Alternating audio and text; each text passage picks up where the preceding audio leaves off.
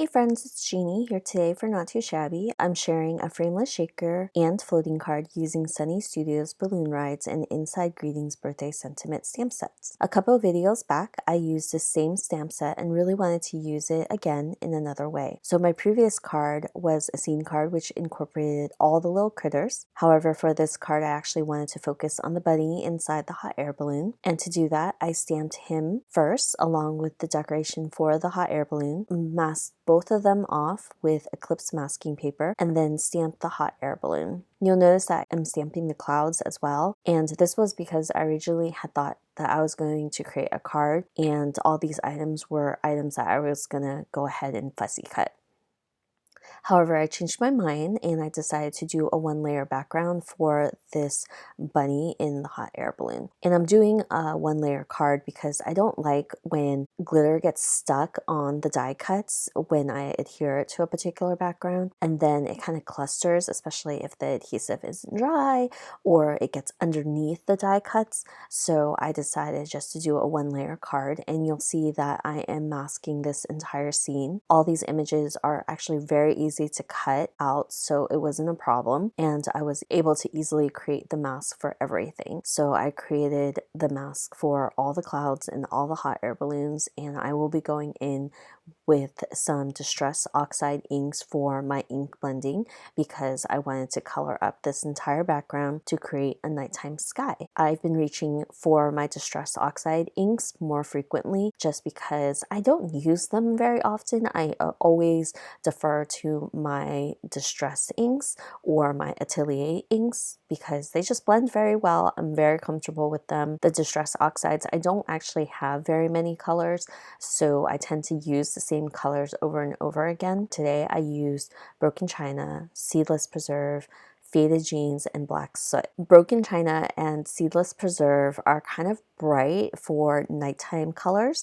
However, I use the Faded Jeans to kind of go over these colors and dull them out a little bit, as well as the Black Soot. Anytime you create a nighttime scene, you definitely need to ink up your edges with Black Soot and it will make it feel like nighttime. And I'm not too worried about the blending. I really wanted the different colors to show through because I think that adds the interest to a nighttime background.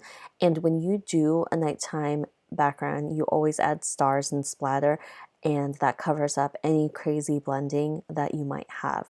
So I actually went in with 3 different layers of splatter. First is the water, and you can see that it immediately reacts to Distress Oxide inks. Next, I went in with Perfect Pearls because I just wanted that glitteriness added to the card. And for the shaker, I will be adding glitter, so it will be very, very glittery. For my 3rd layer of splatter, I am using Ink on 3's Atelier Shark Tooth White, which is really a bright white. I just mixed it with a teeny bit of water and I am using it to splatter all around. I am hitting my brush really hard because this particular brush is actually pretty stiff, so it doesn't really splatter as well, but I just really didn't want to pull out a different brush. My favorite part of any kind of masking is removing all the masking paper and revealing that white image underneath, and I think it's just so magical. For all my coloring, I'm doing my usual Copic coloring with my 3 colors. I go in with the darkest to map out all the shadows, and then I'll go in with my midtone to blend it out, and then go in with my lightest tone marker just to color up the rest of the area. For the clouds, I do add a bit of dimension, adding a few curves here and there, and I think that they just make them look a lot fluffier. But there's nothing really too special about the coloring. It's pretty straightforward. This card is just heavy on the coloring and the background, and I also wanted to walk you guys through how to create this frameless shaker with a floating element, so this is why the video is a little bit longer than my usual ones, and hopefully you guys don't mind too much. I really like how the bunny is here because spring is coming up, and while I'm doing this voiceover for this video, it's actually Sunday and we just had daylight savings start, and it always throws me a little off, especially when we spring forward. It makes me feel like I kind of wasted my day because I wake up later. So I tried really hard to actually wake up on my regular time, which is usually around 8 or 9. So today I woke up at 8:45, which technically should be 7:45, but daylight savings. I had planned to do a walk today or a hike because I knew that it would be raining this afternoon and nighttime. Usually I do my walks in the afternoon because I'm just taking a break from work and all of that. But on the weekends, I like to do them in the morning, so then I have the rest of the day to do whatever I want. And I've started, I guess, taking hikes on Sundays, and we do the longer ones. So last weekend, we actually did Land's End, which is near the beach, and you get a great view of the ocean, Golden Gate Park. It's a very popular one. It's near Legion of Honor, which is a museum, and then there's the vet hospital nearby. It's just a very popular hike, and there were actually quite a few people because last weekend was really pretty weather. It was just blue skies, sunny and bright, and it was really nice. It was just a lot of people. During the week, I usually walk a shorter distance because I don't want to be out too long, because, it's part of the workday and I'm just doing this at the end of the day. And usually I'm tired, so I don't do anything that long. However, on the weekends, I have all the time in the world, so I decided to do a hike through the Presidio to go to Crissy Fields. Crissy Fields is an area that I think has been in movies, and I just don't remember exactly what movies. I know Pursuit of Happiness had featured an area down near the beach where you can see the Golden Gate Bridge, and it was really pretty. I've yet to find exactly where that is, and I have this thing about like finding places that show up on movies and TV shows and things like that. So it's something that I enjoy doing. Anyway, we went on the park trail, which was originally the trail that we were planning on going to, which would get us to Crissy Fields. And we ended up on a totally different trail because they've been closing down the roads. And it's easier just to walk on the road because it's flat instead of the rocky areas or in the dirt. So because of that, we were walking on the roads instead of the trail, and then we totally went on this totally different trail, and it was actually on one of the lists that has a list of the top 10 SF hikes, and it's the Batteries to Bluff Trail, which actually leads you all the way down to the beach.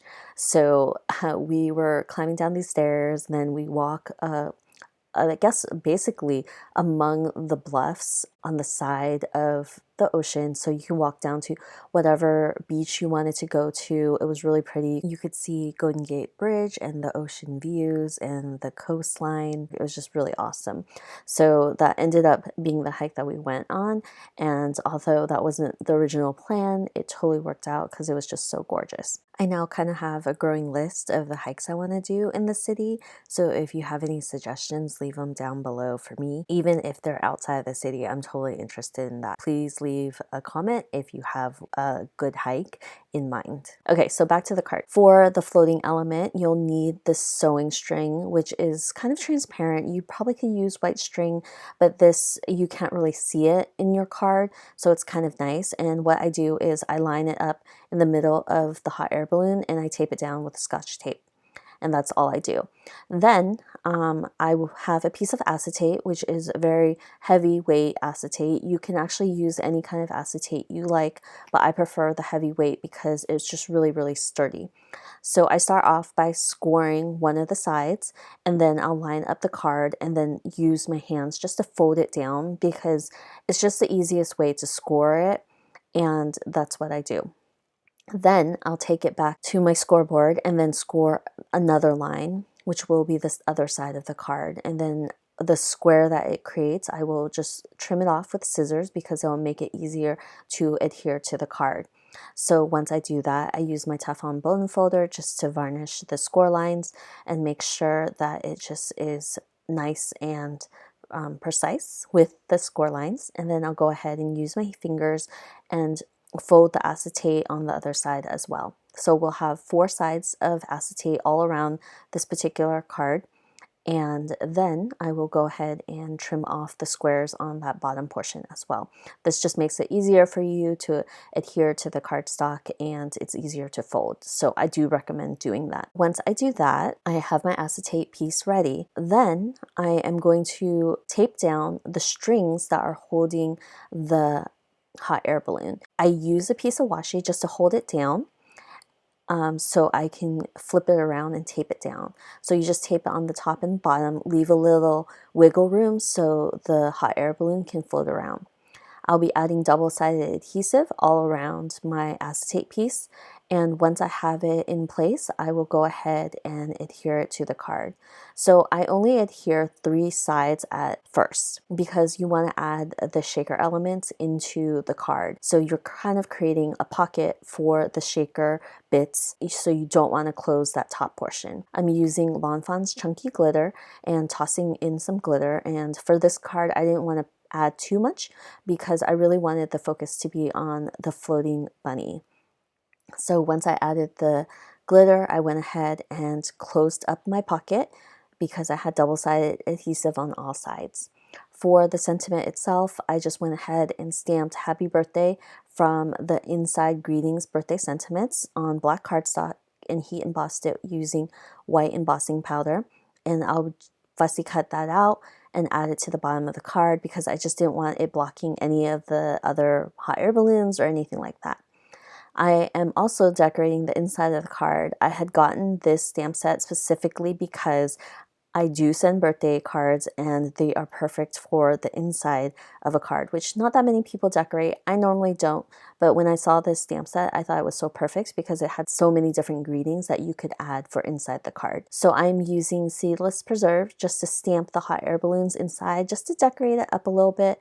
I rarely decorate the inside of cards, and I thought that this would be a cute element to kind of tie in the card's front. I thought that was really cute. There you go. You have a frameless shaker as well as a floating hot air balloon within this card. So I hope you enjoyed it, and I will see you guys next time with another video.